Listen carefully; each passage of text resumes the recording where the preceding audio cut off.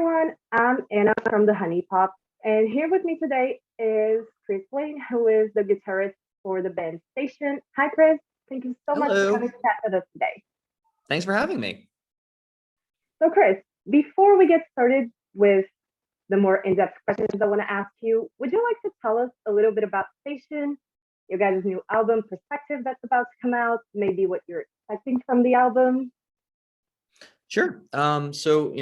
As you said, we're a band called Station. We are based in the Northeast, based all around New York City. And although we all kind of moved different parts of it and New York, we're releasing a new album. It's our fourth album on Friday. It's called Perspective. It's called Perspective because the songs are kind of about different views on life as things change and, changing perspectives. And, our style of music is, I like to call it just rock and roll, but we definitely have a bit of a retro feel to it, as you can tell by my haircut. And, we're very proud of what we're putting out. It's self-produced. It's all done by us. And we're really happy with what we accomplished with this one. Awesome. I love how you always say like you're self-produced because it's like we've been listening to you guys' stuff for the whole week, pretty much ever since we scheduled this interview. And there's they're all amazing songs, first of all. Thank you. You guys are great. Thank you. I appreciate it. I was also about to talk about your influences because, like you said, you have a lot of 80s and 70s rock vibes in your music. So what are some of the influences you guys have from that period? Because that's very apparent in your music. Well, it's actually kind of funny is because our influences aren't really bands that we sound like particularly. For me, it's a lot of like Pink Floyd and Steely Dan and the Beatles and Toto. Our drummer Tony is very influenced by, Bruce Springsteen and Rush. He has to be, he's a drummer. Our bassist is very into the blues and Pat's into, wide variety of stuff, but on the heavier side of things, like the Maidens and Queensryches of the world.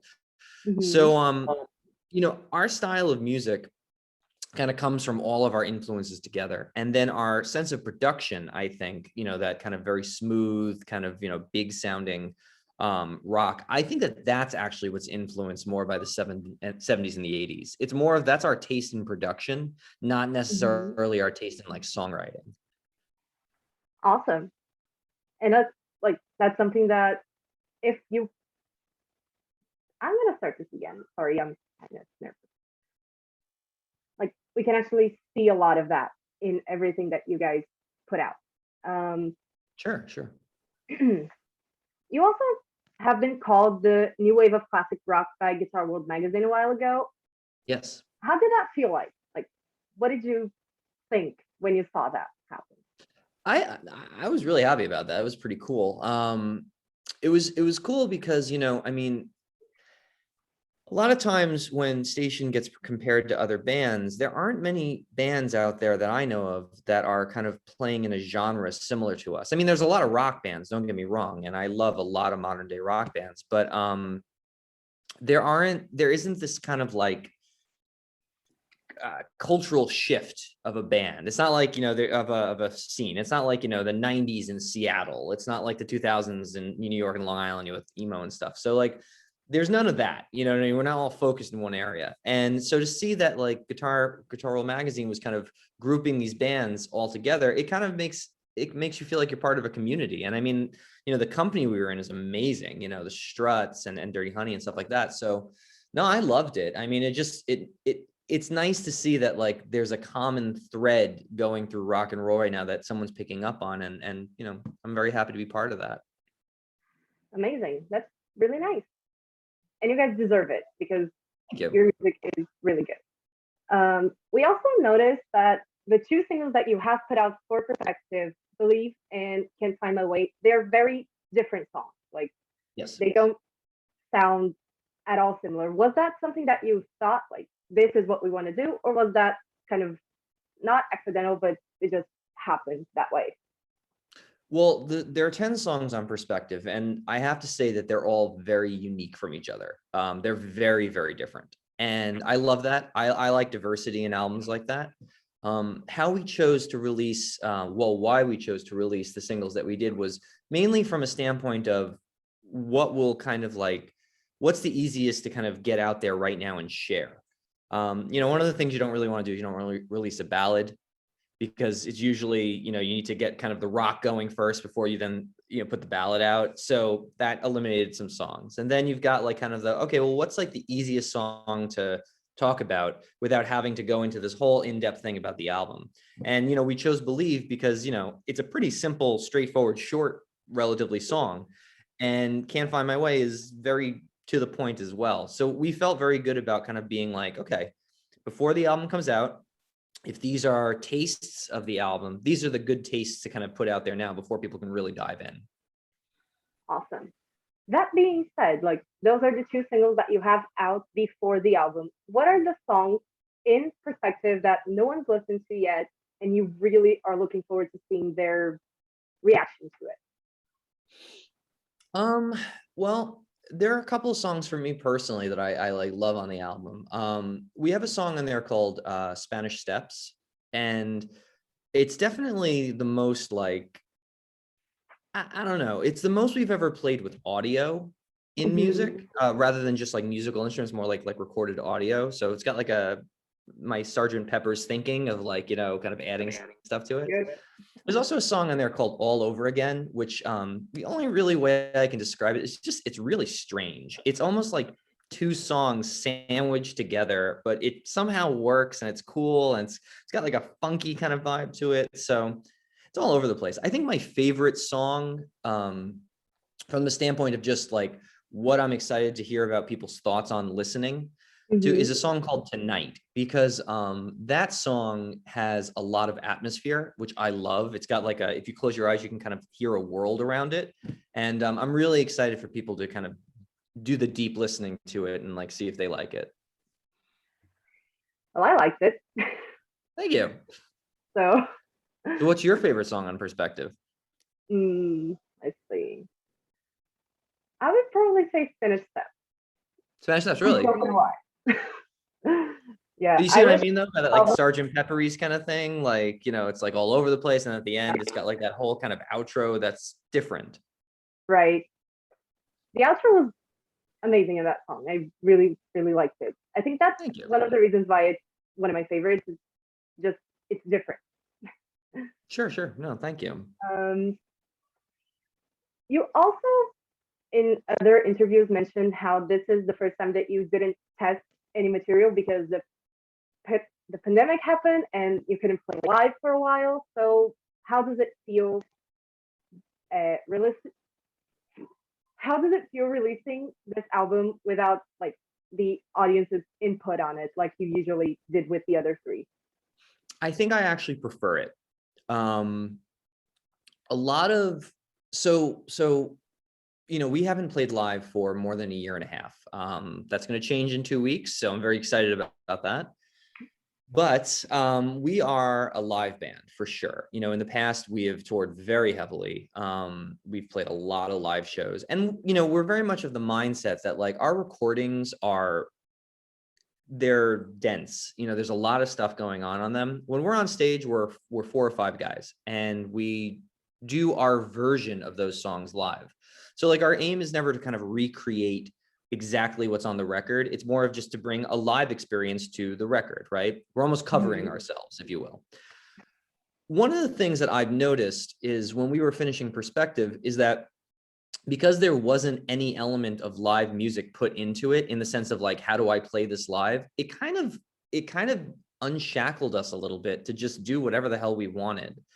And I started thinking about that because I think on our first record, we actually suffered from the opposite. In listening to it, I mean, I like it, but I also think we could have done a lot more studio magic stuff rather than just going in and kind of executing what we see as a live performance of it. And, I this time around found that very freeing. And I think that that's going to be the way going forward. I mean, we're already working on another album, and like, it's just going to be recording music to then bring out, not the other way around. Gotcha. Love that.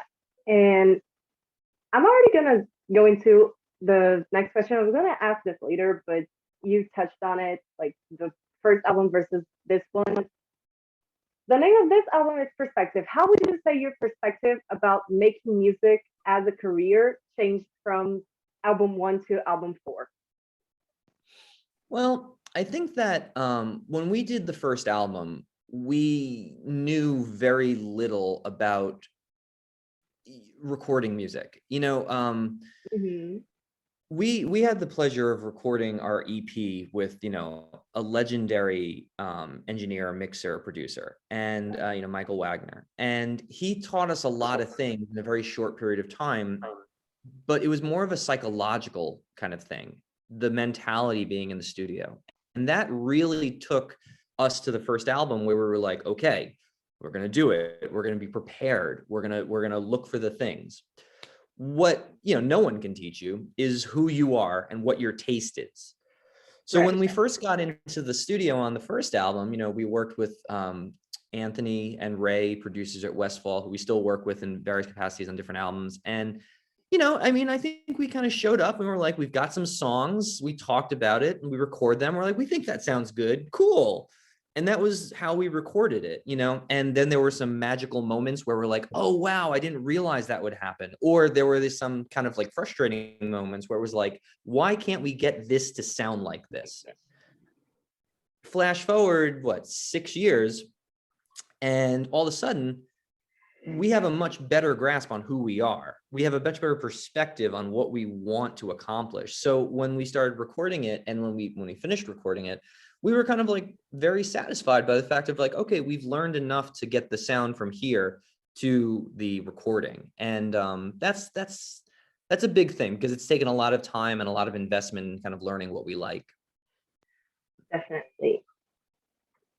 My computer was being weird, sorry. No, it's okay. Sometimes it happens at the worst time.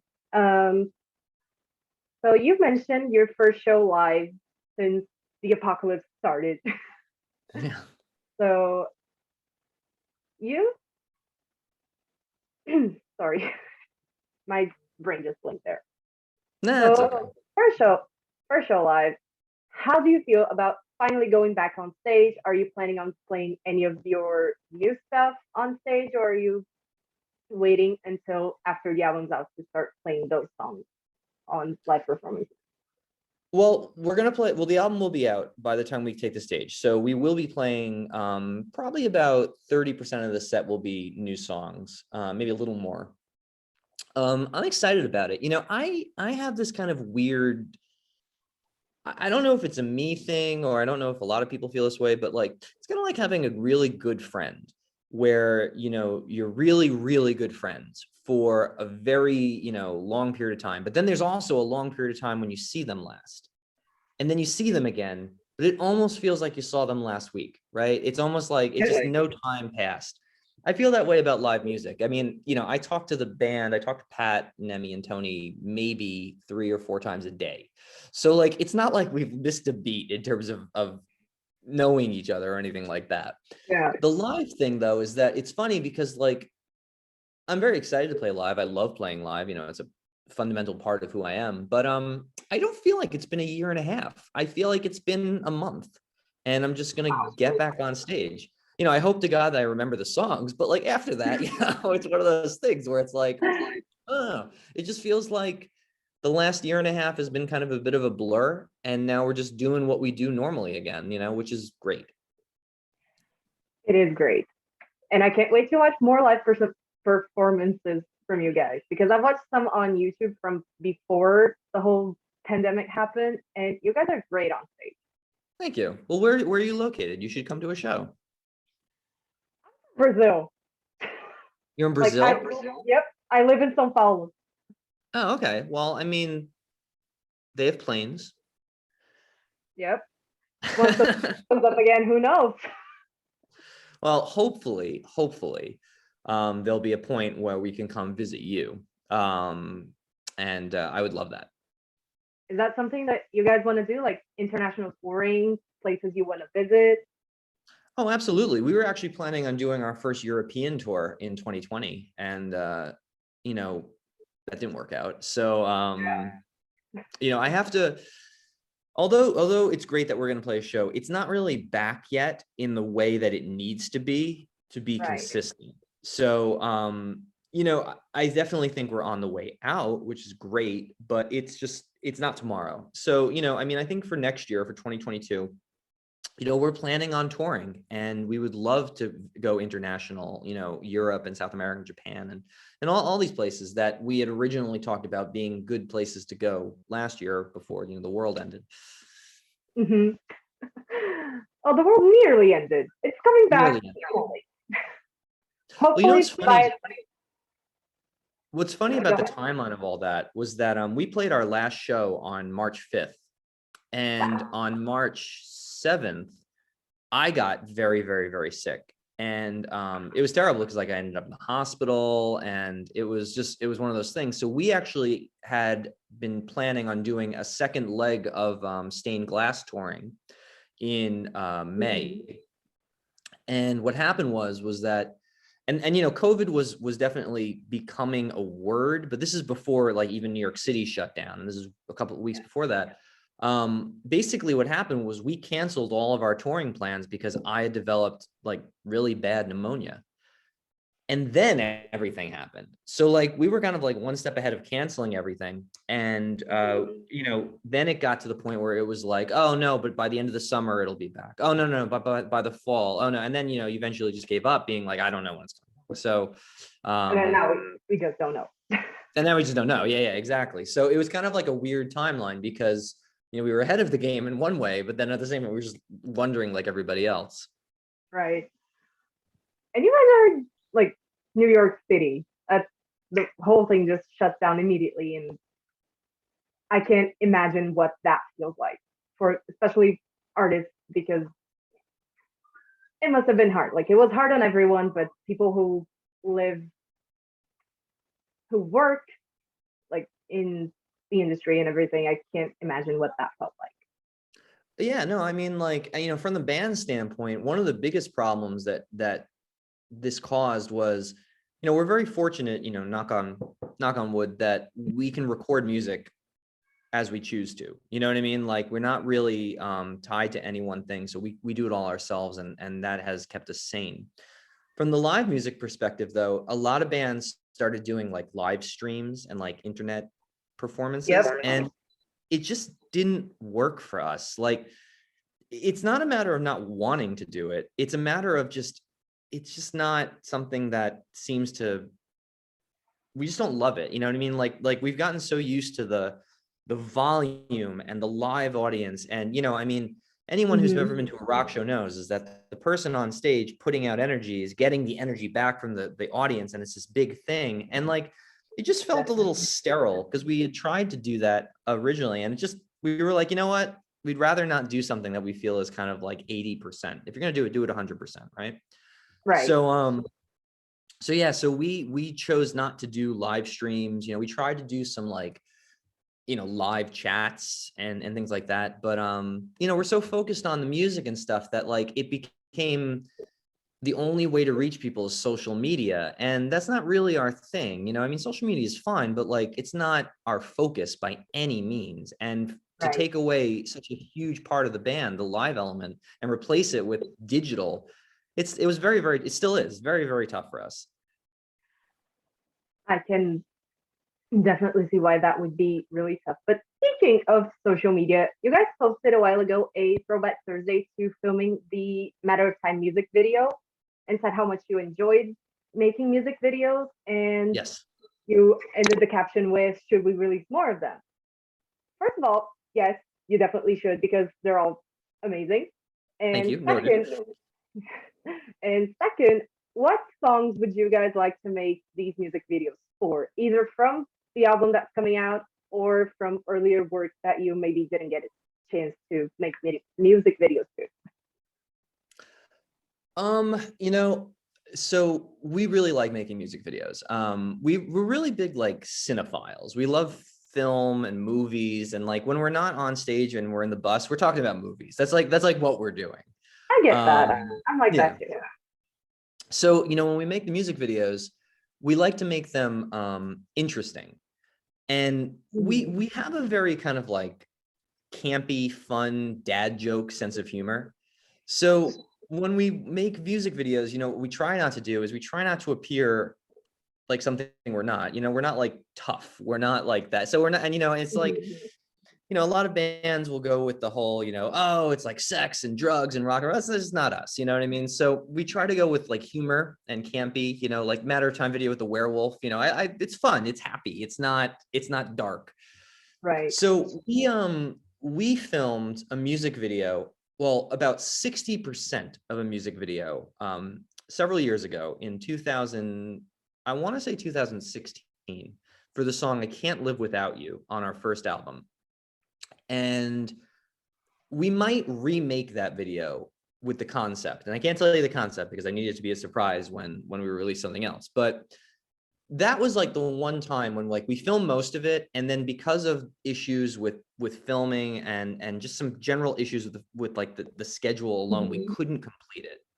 And instead, we chose to kind of abandon it and move on to filming the music video for All You Need Is a Heartbeat and Never Enough. So that kind of like moved us into like the next set of music and kind of got us away from the first album before we released our second album. So that was kind of more of a timing, logistical decision. But I don't know. I mean, like, we're going to release probably some more music videos from this album. I would expect one by the end of the year for sure.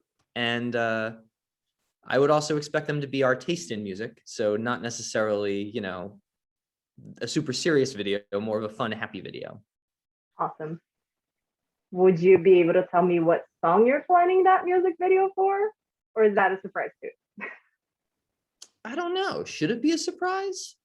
I don't know. I don't know. You tell me.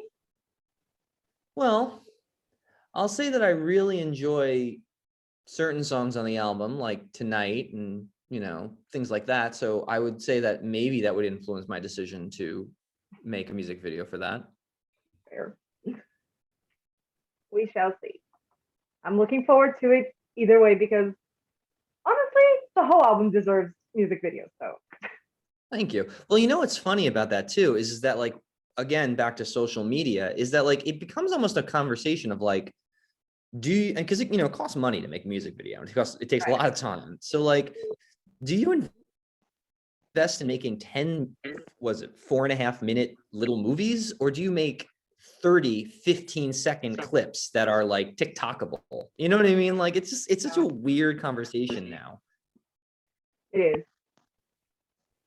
What do you think of TikTok? Like, would you guys start using it for like band-related purposes or just to have fun? Do you have a TikTok?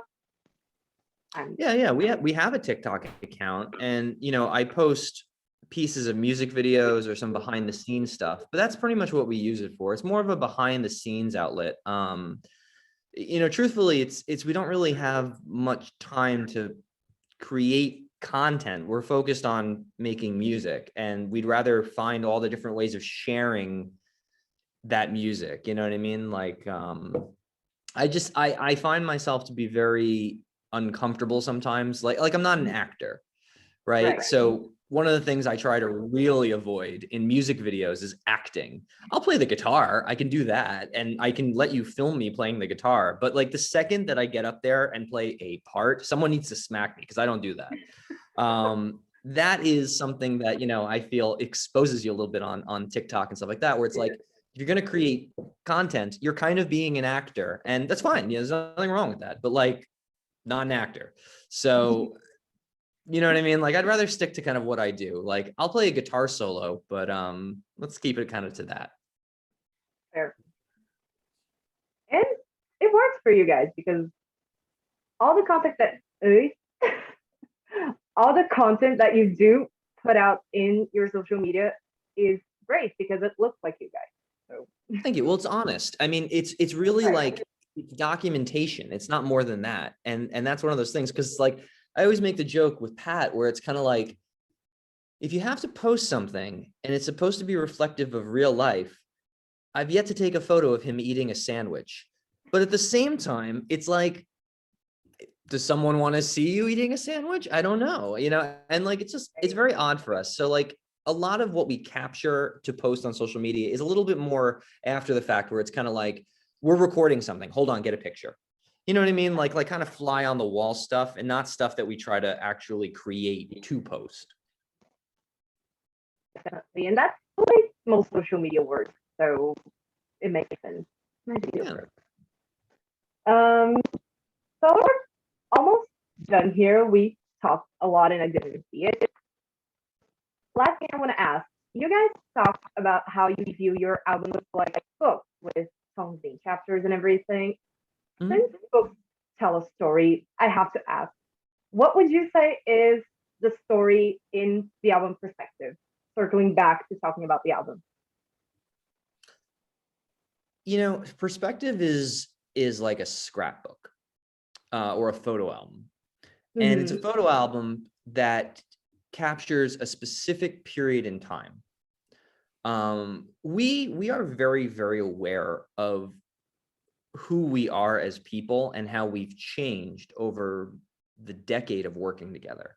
You know, one of the reasons why it works so well for us internally is because we're friends and we get along, and we're very similar types of people with very different interests and very different thoughts on things. But Mhm. we just have this friendship that gets us through. On top of that, we respect each other as musicians. So there's really no second guessing of anybody. Like Pat does his thing, I do my thing, Emmy does his thing. And we're very comfortable being kind of like all in on talking about everything. Like our philosophy has always been like, Tony, our drummer, has just as much say over my guitar solo as I have over what he does with the cymbal, because it's a group, it's a unit. Right. With perspective, it's kind of a, how do we feel right now conversation. It's a, how has our perspective changed in the time that we're releasing it? Because don't forget, Stained Glass is the opposite. Stained Glass's message is actually future us's interpreting songs that were written by younger us's, and how has that changed? This is the opposite, where it's more like, these are current songs in our minds that reflect our current state of being. What do we want to do with them to really bring them to life? And I think that that's kind of the story. I think it's like, it's a coming of age story, but it's a story about like, how did we get here and why are we here? And that's what the commentary on the album is. Why are we here? Amazing. I can't wait to see how other people react to the album, and I hope they all love them as much as I did. Thank you. Well, this is the end of our interview. Thank you so much for talking to us, Chris. No, thanks for having me anytime.